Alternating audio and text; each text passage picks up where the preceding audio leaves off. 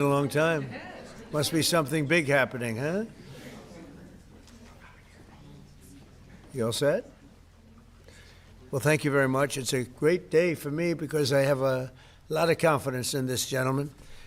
And we're thrilled to swear in our new Secretary of Homeland Security, a great American patriot, to put it mildly, Mark Wayne Mullen. And I want to just say, Mark Wayne, congratulations. Great. Thank you. You deserve it. You're a great man. Let me also thank Secretary Mullen's beautiful family, including his wife, Christy. Thank you. His sons, Jim and Jace and Andrew, and daughters, Lara, Ivy, Lynette, and other members of the Mullen family. It's a beautiful family. And we know this guy. He's our big top wrestling guy. I won't wrestle him for anything. An all-American wrestler, huh? Good. You have good genetics in that family. Proud of you. Thanks as well to Attorney General Pam Bondi, Chairman Jason Smith, Congressman Josh Gottheimer, former Speaker of the House Kevin McCarthy, and many other friends that are gathered with us. It's a great group of people. For 13 years, Mark Wayne has represented the incredible state of Oklahoma, a state that I won 77 out of 77 counties 3 times in a row, so they like me there. Second was Ronald Reagan at 56. Did you know that? 56, that's not bad. But 77, it's 77 out of 77, I think, right? That's not bad. But he was there in Congress as a member of the House and then as an outstanding United States Senator. And he really has been outstanding. He's been a close and vital partner in helping us secure the border, stop migrant crime, end the scourge of illegal drugs, and make America safe again and make America great again.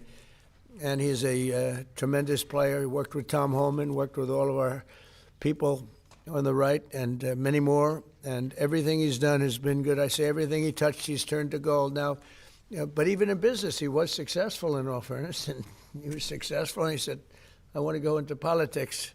I hope you're happy. But as the only Native American, I didn't know that, huh? Let me look at you. Well, I think that's all right. He's got great quality, I can tell you. He's the only Native American in the Senate. How many have been there before you? Do you know? Native American? I think 3. 3. Well, you're a fantastic representative. Mark Wayne has also been a fantastic advocate for our cherished tribal communities. He's now the first member of the Cherokee Nation ever to serve as a member of the cabinet. I didn't know all these things. I would have picked him faster if I had known. I would have made a quicker decision. Prior to his career in public service, Mark Wayne had a very successful career in business, leaving school at age 20 after his father got sick, taking over his family business and turning it into a multi-million-dollar success story. He's a very successful guy. Mark Wayne has also a career as an MMA fighter. That's why I looked at his ears and I said, I'm not going to fight with him. You can tell a lot about a person by their ears, right? During which he went totally undefeated. He was undefeated during his career, and he's been inducted into the Oklahoma Wrestling Hall of Fame. And the family is made of fantastic wrestlers, especially that guy right there. That's my favorite guy, huh? And suffered bad injury and come back stronger than ever, I think. So good to have you, man, right? I have no doubt that as he takes the helm of DHS, Mark Wayne will fight for Homeland Security, the United States, and securing the country and making it really strong and the way it should be. Our country's come a long way in the last year. We set it up so beautifully, and then we had 4 years of horror. We had 4 years of disgusting horror, open borders, and things that nobody would even think of. You wouldn't even think of. 25 million people poured into our country, and we've gotten a lot of them out, but we have a lot more to go. 11,888 murderers came into our country. People came in from all over the world, from prisons and gangs, gang members, drug dealers, people from mental institutions, insane asylums. That's the mental institution times 2. And what they allowed to happen to our country can never be allowed to happen again, and it won't. With Mark Wayne, we have somebody that's strong, professional, and fair. As you know, the department that Mark Wayne takes over today is currently shut down by radical left Democrat thugs in Congress who have blocked all funding for DHS because they're trying to shield illegal alien criminals, gang members. They want to protect them from being taken out of the country, drug dealers, murderers. They're protecting them all.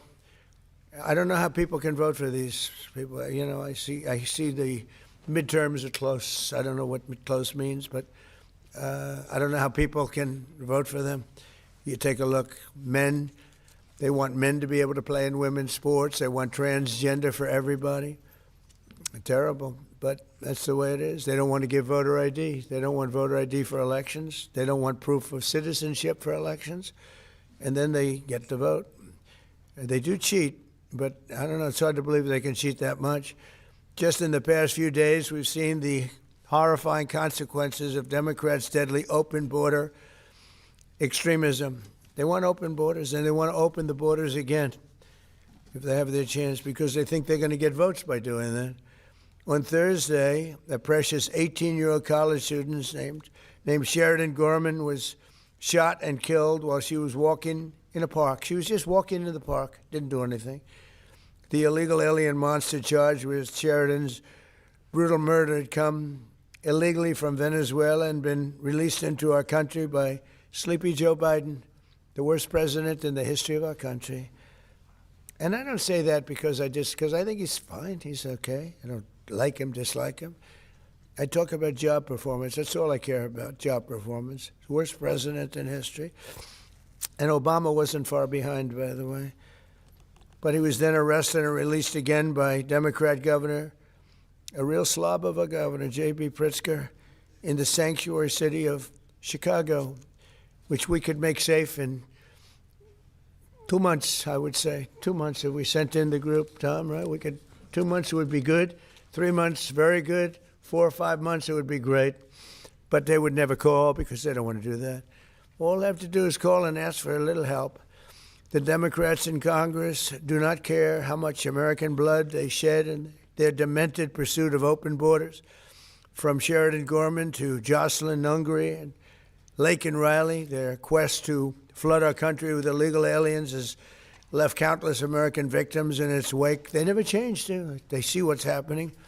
They never change. That's what they want. They want to get the votes. With sanctuary and sanctuary cities going at levels that they are, and we've ended a lot. We've done a lot.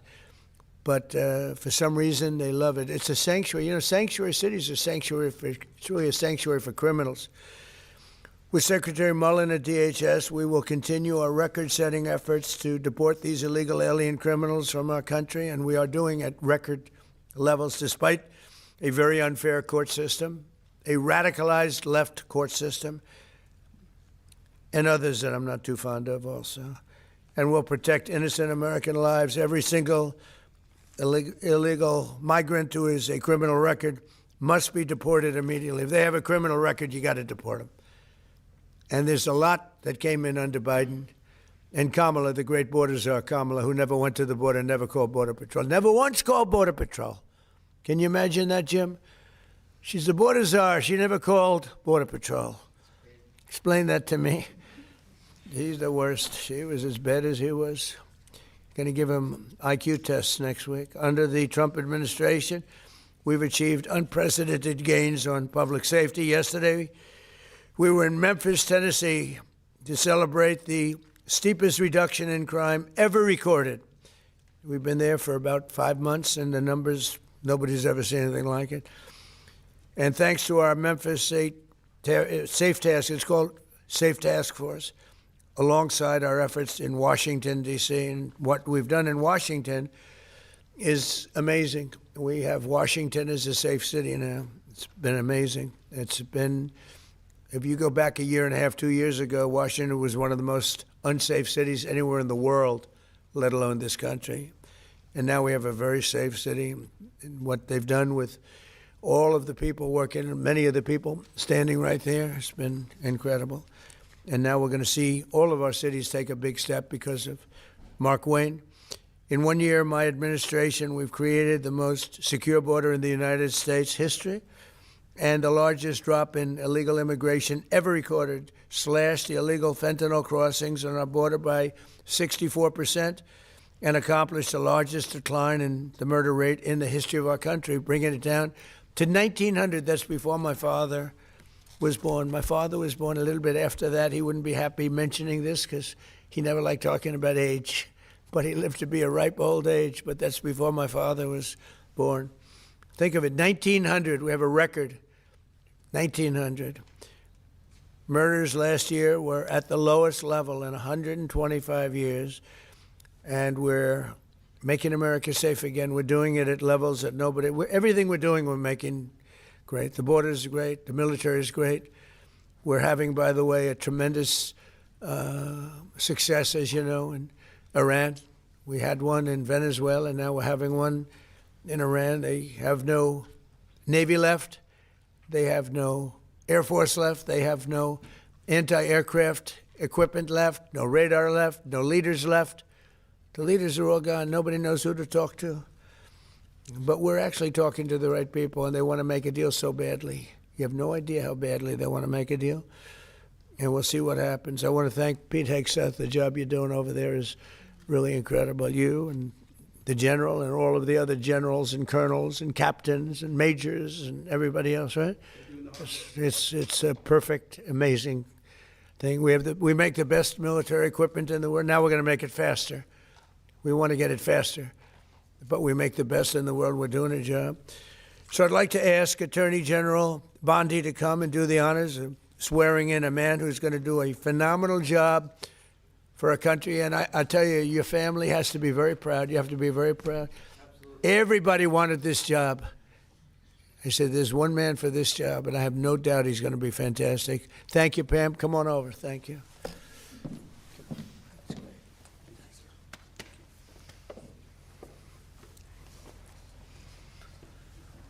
Please raise your right hand and repeat after me. I do solemnly swear. I do solemnly swear. Mark Wayne Mullen. Mark Wayne Mullen.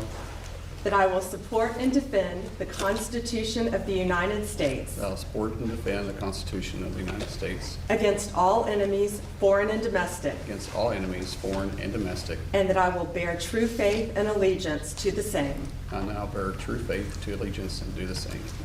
And that I take this obligation freely. I take this obligation freely. Without any mental reservation. Without any mental reservation. Or purpose of evasion. Or purpose of evasion. And that I will well and faithfully. And that I will well and faithfully. Discharge the duties of the office. Discharge the duties of the office. On which I am about to enter. Which I am about to enter. So help me God. So help me God. Congratulations, Secretary. Hey.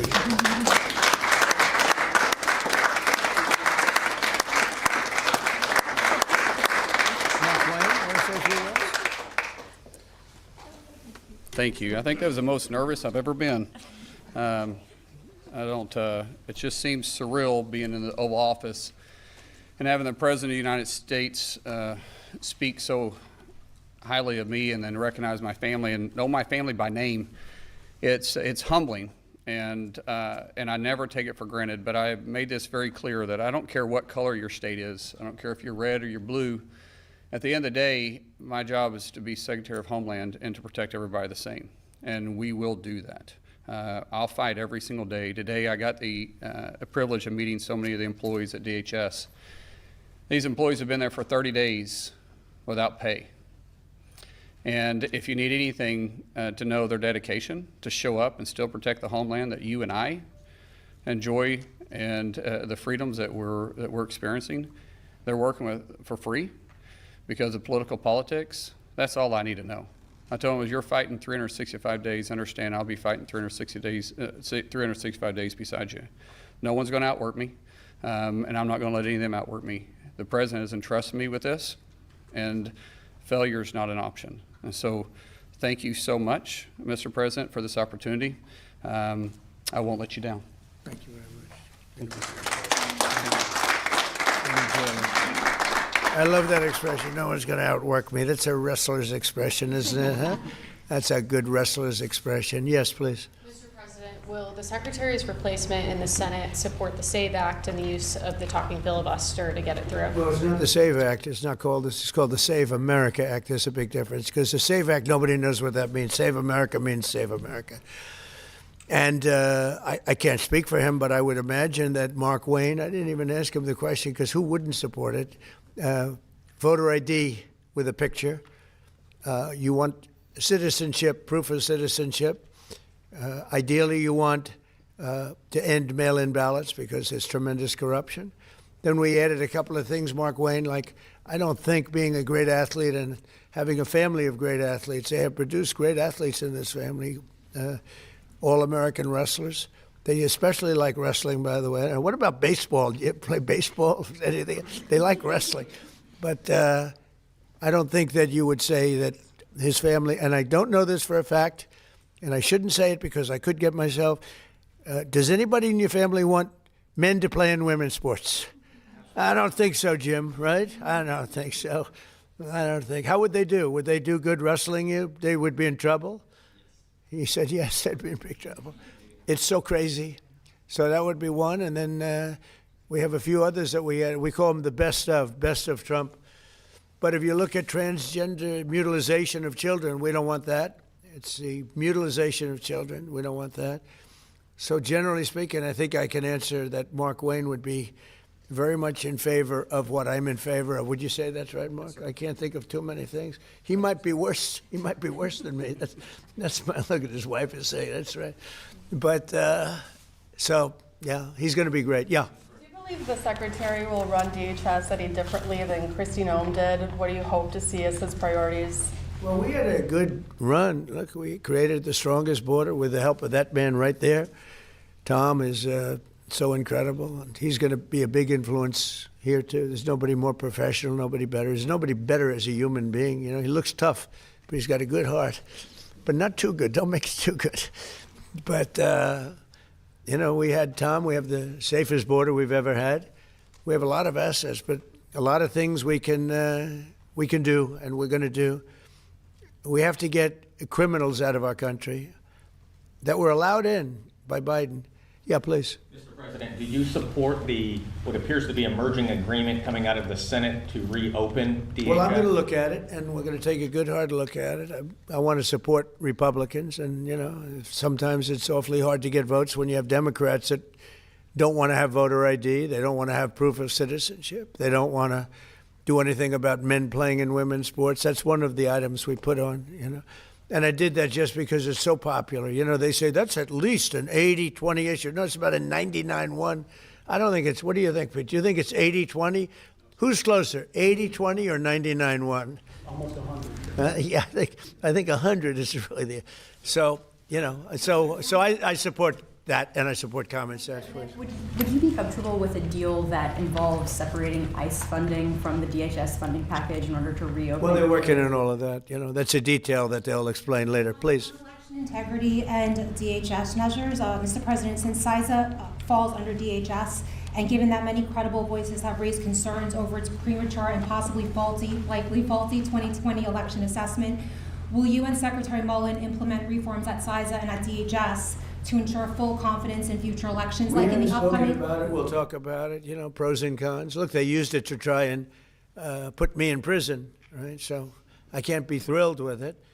They used that very strongly, very illegally. The Democrats are thugs, and I don't want to say that. It would be nice to everyone get along, but it's a different country than it was years ago. It was very dangerous the way they used it. And they weaponized government. They used that to weaponize government. So I'm not thrilled, but I'll also go along with two groups of people, the military, and I think the military likes it, right? And I'll go along with the senators. I'm fine. But I was a big victim of it. Yeah, please. Are you going to send Jared Kushner and Steve Witkoff to do direct negotiations with the Iranians? Yeah, well, we're in negotiations, as it turned out, and now you've seen what I said yesterday was exactly correct. We're in negotiations right now. They're doing it along with Marco, JD. We have a number of people doing it. And the other side, I can tell you, they'd like to make a deal. And who wouldn't if you were there? Look, their Navy's gone, their Air Force is gone, their communications are gone. That's the biggest problem. It's very hard to communicate them between themselves. All of the anti-aircraft is gone.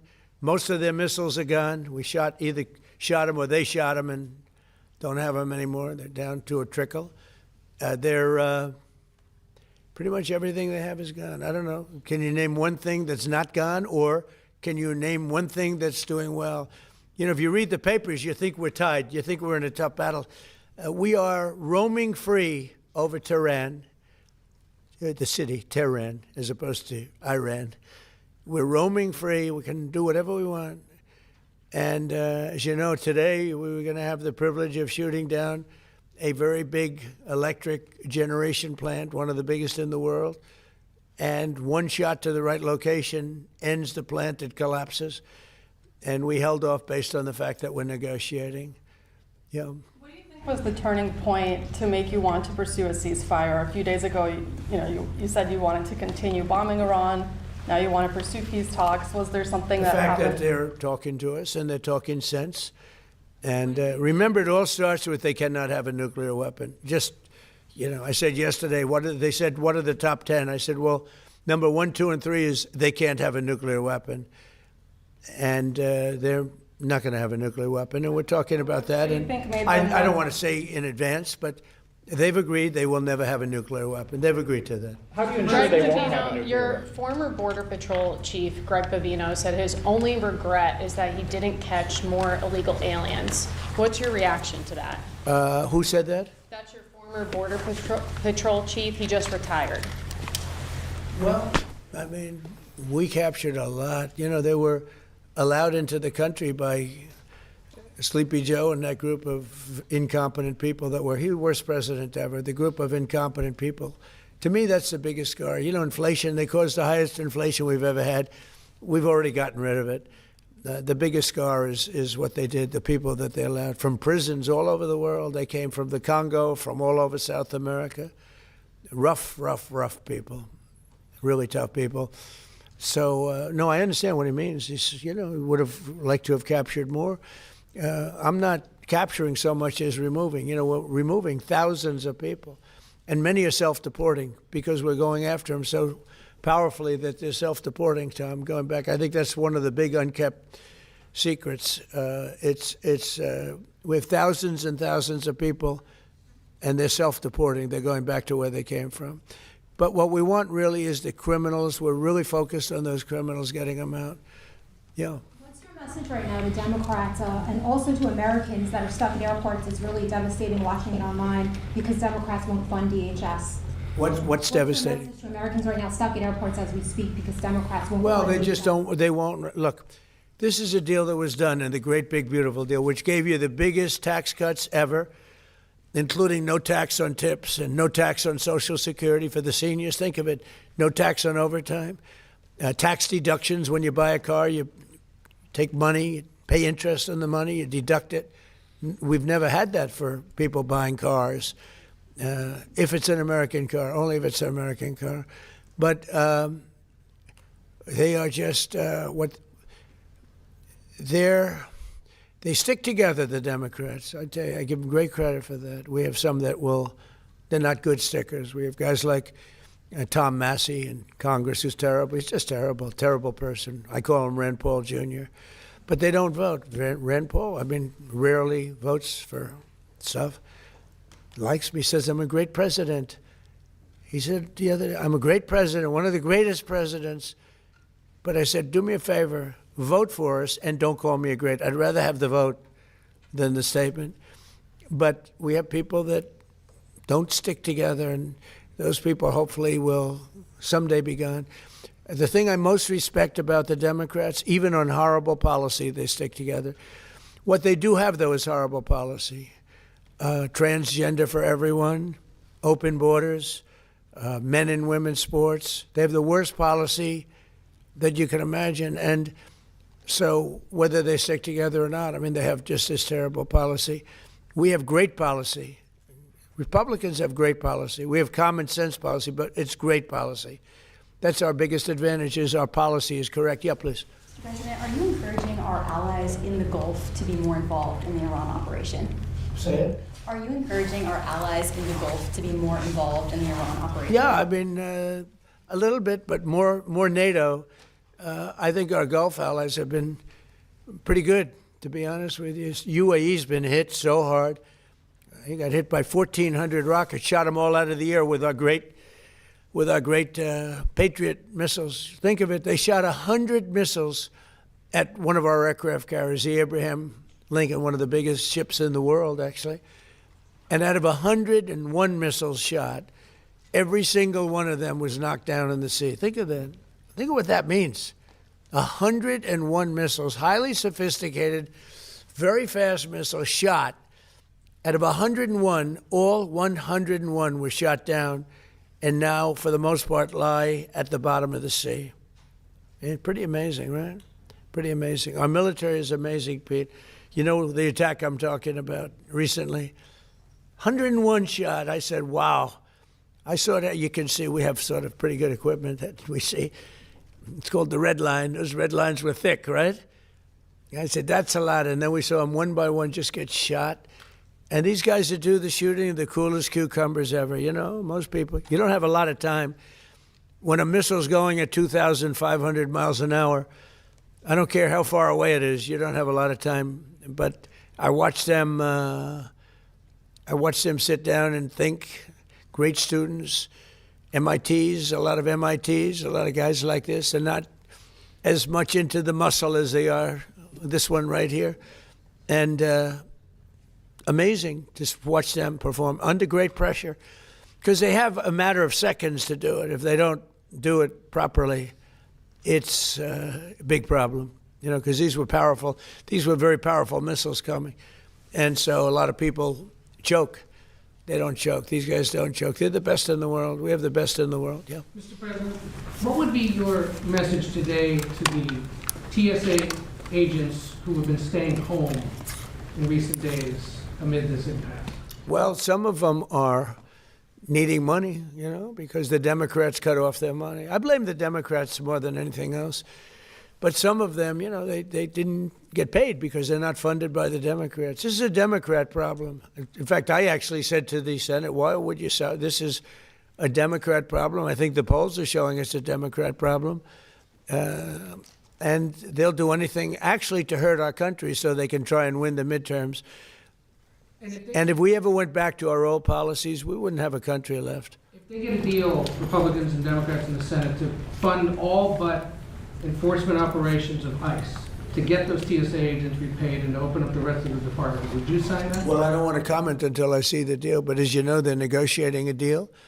I guess they're getting fairly close, but I think any deal they make, I'm pretty much not happy with it. These guys came in, they wouldn't pay people. You know, they had a deal to pay. They had to break their deal. The Democrats broke the deal that we had. It was all done. Everything was fine. And then they just said, well, we're not going to pay anymore. And they hurt our country. And at a very difficult time because, you know, we are at, as they would say, a war. They call it a war. I call it a military operation, a very successful one, like successful like nobody's ever seen before. Hey, Venezuela was equally as successful. That was a great thing. No, the Democrats had a deal. It was a done deal. And then they said, well, we're not going to pay. And so a lot of people suffered over that and put our country in danger. You have another question? You haven't been here in a while. Well, on Iran, can you give us any more sense of who exactly in Iran it is, either Witkoff and Kushner and others you're speaking with? Yeah, we had, I hate to say this in front of these young people. They're not children. I spoke to most of them. They sound like adults to me, even though they are sort of children, right? They'll always be your children. But I hate to say it, but we killed all their leadership. And then they met to choose new leaders, and we killed all of them. And now we have a new group, and we can easily do that, but let's see how they turn out. We have really regime change. You know, this is a change in the regime because the leaders are all very different than the ones that we started off with that created all those problems. So this was, I think we can say, Jason, this is regime change, right? What makes you trust them? I don't trust anybody. I don't trust you. I mean, that's only because I know you. But if I didn't know you, I'd probably have more trust. But I don't trust anyone. Why do you say that? Why do you say what makes you trust? Do you think I trust them? I don't trust them. Then why bother talking to them? Because they're going to make a deal. They're going to make a deal. They did something yesterday that was amazing, actually. They gave us a present, and the present arrived today. And it was a very big present worth a tremendous amount of money. And I'm not going to tell you what that present is, but it was a very significant prize.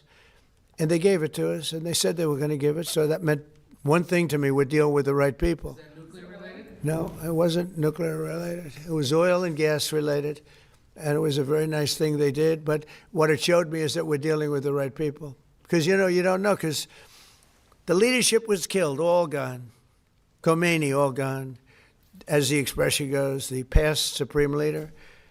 And then the new supreme leader was racked up, at a minimum racked up pretty good, and everyone else was gone. And then many of the people in the third tier are gone, but we're dealing with a group of people that I think turn out, and the present, the gift they made to us was very significant, and they said they were going to do it, and it happened, and they're the only ones that could have done it. Jennifer? Was it related to the Strait of Hormuz and the flow of? Yeah, it was related to the flow and to the strait, yeah, it was. Are you negotiating on who's going to control the strait from now on? No, we'll have control of anything we want. Look, if we can end this without more lives being down, without knocking out $10 billion electric plants that are brand new and the apple of their eye, I'd like to be able to do that, But they can't have certain things. I mean, you know the things. I don't have to go over the list, but again, it starts with no nuclear weapons, and they've agreed to that. There won't be any nuclear weapons. They're not going to have, and they're not going to have enrichment, any of those things. But look, I hate to say that we're in a very good bargaining position, and I hate to say that they're defenseless because, until that last missile is fired, they have little power. But we are in about the best bargaining position. We're way ahead of schedule. And again, they have no Navy and they have no Air Force and they have no missile protection, and most of their missiles are gone. Most of their launchers we've killed. We've killed about 82% of their launchers. So even if they had a missile, they can't launch it. We've been very fast. We have the greatest military in the world. Nobody even comes close. We have the best military equipment in the world. Go ahead. On Saudi Arabia, there's been some reporting that you've been talking to the Crown Prince. Have you been focused on normalization between Saudi Arabia and Israel? Well, no, we have a great relationship with Saudi Arabia. What do you hear with Saudi Arabia? Just hearing that you've been talking and that he has been encouraging you to do certain things related to Iran. Can you share? Well, he's a warrior. He does, yeah. He's a warrior. He's fighting with us, by the way. Saudi Arabia has been excellent, and UAE, excellent. And I will tell you, Qatar, incredible. Qatar took a hit, a pretty bad hit. Qatar's very close, they're essentially, you can walk right over the border. Qatar took a hit. They've been great. They've been very strong. Kuwait, they had a little mishap. They shot down 3 planes with our missiles. They happen to be our planes, but the pilots made it. Can you imagine the pilots making it? The pilots saw what was coming. And they said, those are patriots. We're not going to escape patriots. And they got out of there pretty quick, Pete, right? Pretty amazing that they got out. The 3 pilots lived. They're fine. In fact, they're flying today. It was the Kuwaitis that accidentally fired the missile? Yeah, the Kuwaitis made a mistake. They fired. They thought they were firing at the enemy. It was, as the expression goes, friendly fire. But the pilots are great. They're flying today. Pretty amazing, right, when you think of it. Yeah. President Trump, on a human level, how hopeful are you that this peace deal will work out? Like as a human, On what? On a human level, not as the President of the United States. How hopeful are you that this peace deal will work out with Iran? You're talking about to end it? Well, I think we're going to end it. I can't tell you for sure. I don't like to say this. We've won this. This war has been won. The only one that likes to keep it going is the fake news. I mean, the New York Times, you read the New York Times, it's like we're not winning a war where they have no Navy and they have no Air Force and they have no nothing. And we literally have planes flying over Tehran and other parts of their country, they can't do a thing about it. For instance, if I want to take down that power plant, that very big, powerful power plant, they can't do a thing about it. It's like, take me. That's all they can do. And yet, if you read the New York Times, or if you watch ABC fake news or NBC fake news, you'd say, it's a close battle. It's not a close battle. They're totally defeated. You know, we killed their Navy in, would you say 3 days, Pete? Gone. In fact, I was a little upset with Pete. I said, why didn't you save the ships? We could have used them, right? He said, it's more fun shooting them down. But the Navy was wiped out in a very rapid order. Pretty impressive for you guys, you champion wrestlers, right? When you hear this stuff. But you don't, if you read the news, you don't hear this. You know, you read like, oh, they're doing wonderfully. They're doing terribly. They're wiped out militarily. They are dead. Yeah. Is there a new sense of a timeline? Do you want to get something done before the midterms? Well, we'd like to see President Putin and President Zelensky sit down and make a deal. I think they're getting close, but I've been saying that for a while. I've settled 8 wars. All of them should have been more difficult than this one. This should have been the easiest one. But these are 2 people that truly hate each other. You'll find out that hatred is not good for making deals. These are people that they don't like each other very much. Yeah.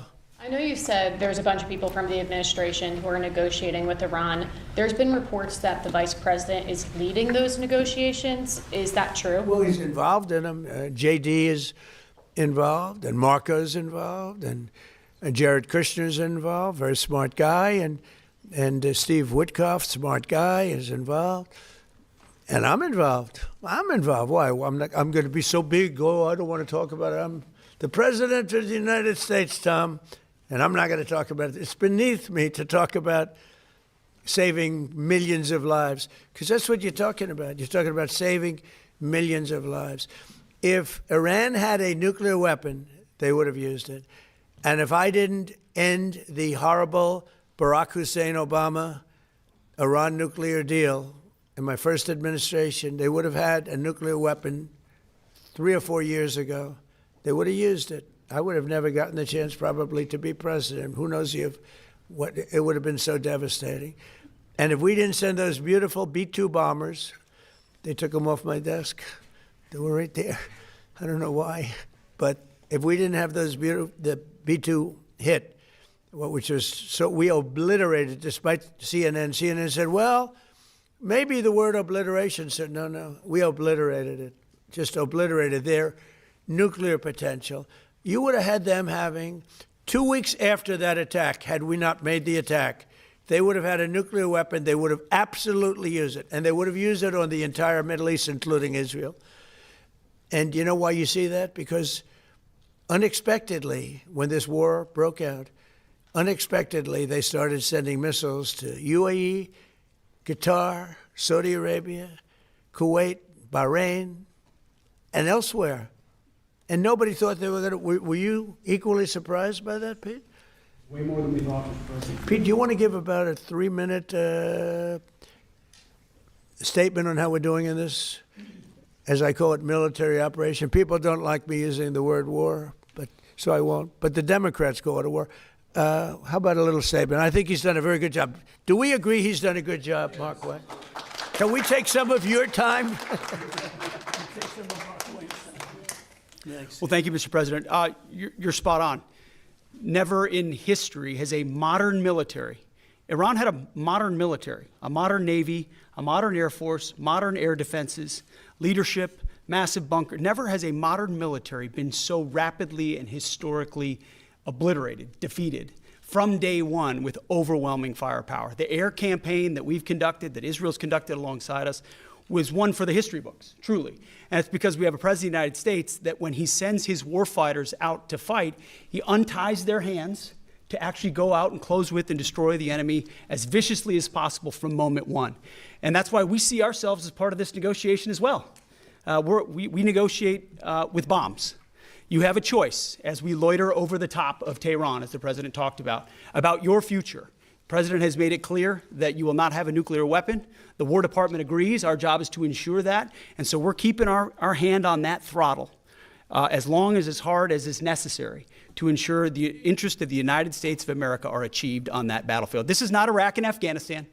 This is not a president who's interested in vague end states. He's been very clear with us about what we need to accomplish, creating the conditions for them never to have a nuclear capability, and that's exactly what we're doing in historic fashion. Thank you, Mr. President. Thank you. Appreciate it. Thank you. Great job. Mr. President, on You know, the only two people that were quite disappointed, I don't want to say this, but I have to.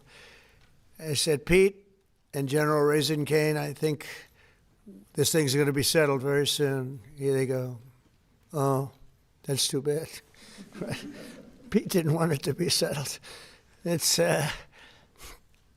these guys are doing a great job. That's a good attitude, though, Tom, right? They were not interested in settlement. They were interested in just winning this thing. Yeah, please. Mr. President, can you, just taking things locally, hopefully not doing international affairs for a second, do you support the construction of the 2nd Avenue subway in New York City and will your administration? Wow, that's really far out, Chris. You know, the 2nd Avenue subway has been under construction for, you're a young guy, is longer than you are old, okay? That's been under construction. I haven't heard about the 2nd Avenue subway in 20 years. What the hell kind of a question is that? I guess they got to get it finished. They spent trillions of dollars practically. No, they spent more money on that than on anything, I think, in the history of our city, in New York City, and it's been under construction for a long time. It's very sad, actually. The only thing maybe worse was Gavin Newsom, the governor of California, his train, I call it his train wreck, because it's a wreck. That's been years. It's literally 30 times over budget. Nobody's ever seen anything like it. And it doesn't go to San Francisco and Los Angeles like it was supposed to. They decided to cut it way short because there was no way they could finish it. But it's one of the worst. I've never seen anything like it. Other than the worst, the Federal Reserve building for almost $4 billion, little building that's going to cost a renovation for $4 billion, headed by our highly incompetent head of the Federal Reserve. Yeah, please. Mr. President, would you be open, are you hoping to see the Senate pursue Reconciliation 2.0 to fund ICE and pass the Save America Well, Act? we'll see about reconciliation. We're certainly talking about reconciliation, I think, Mark Wayne, right? Do you want to talk about that for a second? Now that he's working, we can get him to do this. Thank you. Lindsey Graham, the chairman where the reconciliation will funnel through, he is committed to making sure we get reconciliation through. If that is in some form with funding ICE, possibly backfilling from the One Big Beautiful Bill, but also more importantly, the Save America Act. There's a framework that we can do through reconciliation, paying for it, put some of the policies that cost money in, because there's nothing more important than the Save America Act. I mean, that's what the American people want. There's 80% of the population say they want only Americans voting, citizens that are registered to vote, citizens that have done it the right way. And I believe that everybody wants an election integrity. So fortunately, Lindsey Graham has said through reconciliation, he's willing to put the framework out for that. And I think that was said so beautifully, so concisely, so well, your father, that we should let him have the last word, and that was it. That was the last word. Did he do a good job? Are you impressed with your father? I've never been more impressed with anybody in my life. How about me? Don't answer. Don't answer. Don't answer. No, you like your father better, okay? Come here. Look at this guy. Come here. This guy, don't wrestle him. We'll steal over here. Yes, sir. Thank you. All right. I want to thank the family, because without the family, he's not here. You know, he's a different person. And that goes especially for Mom, who looks like she's about 22 years old. I don't know. I see these kids, but she looks very young. But it's a great couple. Congratulations to you both. Thank you. Thank you, Mark. Thank you. Thank you very much, everybody. Thank you. Thanks. Come on in.